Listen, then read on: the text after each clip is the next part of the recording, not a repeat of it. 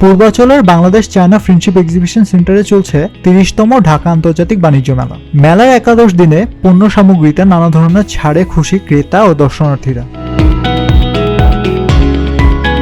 দুপুর গড়ানোর সঙ্গে সঙ্গে ঢাকা সহ আশেপাশের জেলা ও দেশের বিভিন্ন প্রান্ত থেকে দর্শনার্থীদের ঢল নামে মেলা প্রাঙ্গণে। কসমেটিক্স, পোশাক, ক্রোকারিজ ও গৃহস্থালী পণ্যের স্টলগুলোতে ছিল চোখে পড়ার মতো ভিড়। খাবারের স্টল ও শিশু বিনোদন এলাকাতেও ছিল সরব উপস্থিতি।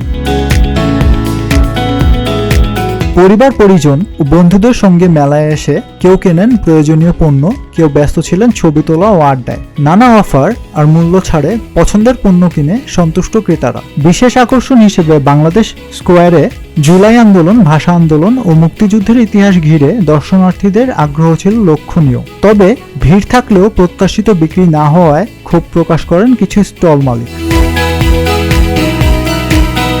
বিক্রেতারা বলছেন ছাড় বাড়লে বেচাকেনা বাড়তে পারে। আপনি যদি দেখেন শুক্র শনিবার আমাদের ক্রেতাদের সংখ্যা বেশি হয়, তো এখন আমাদের প্রতিটা পণ্যের উপরে ডিসকাউন্ট অথবা সুবর্ণ সুযোগ রয়েছে। আপনারা বাই ওয়ান গেট ওয়ান দিচ্ছি এবং ডিসকাউন্টও দিচ্ছি, মূল্য ছাড় আছে প্রতিটা প্রোডাক্টের উপরে।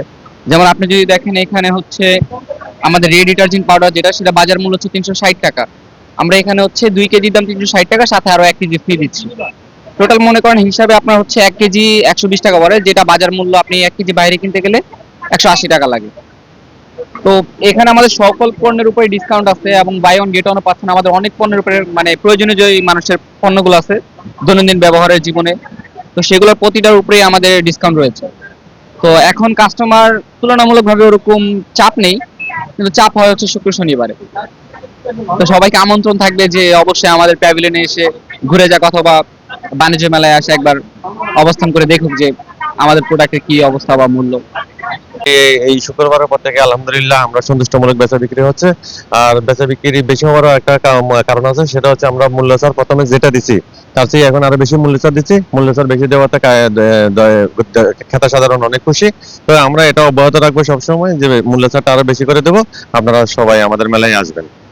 আগের মতো এখন লোকজন আসে না, এখন বার্গেনিং বেশি। আগে মানুষ টুকটাক কিছু বলে অল্প কিছুতে কেনাকাটা করতো, বাট এখন কেনাকাটা করতে চায় না। অথবা কি কারণ আছে আমরা নিজেরাও ব্যবসায়ীরা বুঝতে পারতেছি।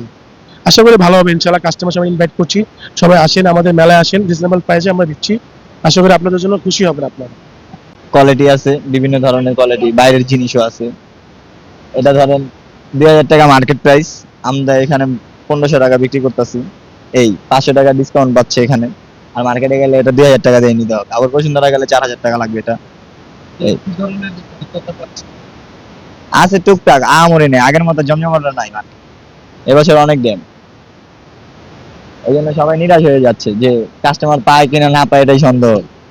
আজকে 13 দিন হয়ে গেছে মেলা, ওরকম কাস্টমারই দেখি না। আর গেছে বছর এই সময় মনে করেন ধুমধারে আপনার সাথে যে কথা বলতেছে, এই কথা বলার সময় থাকতো না, যদি কাস্টমার ওরকম থাকতো আর কি। এই দর্শনার্থীদের নিরাপত্তায় নিয়োজিত রয়েছেন বিপুল সংখ্যক পুলিশ ও আনসার সদস্য।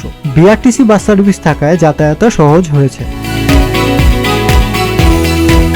গত 3 জানুয়ারি শুরু হওয়া এই মেলা চলবে 31 জানুয়ারি পর্যন্ত।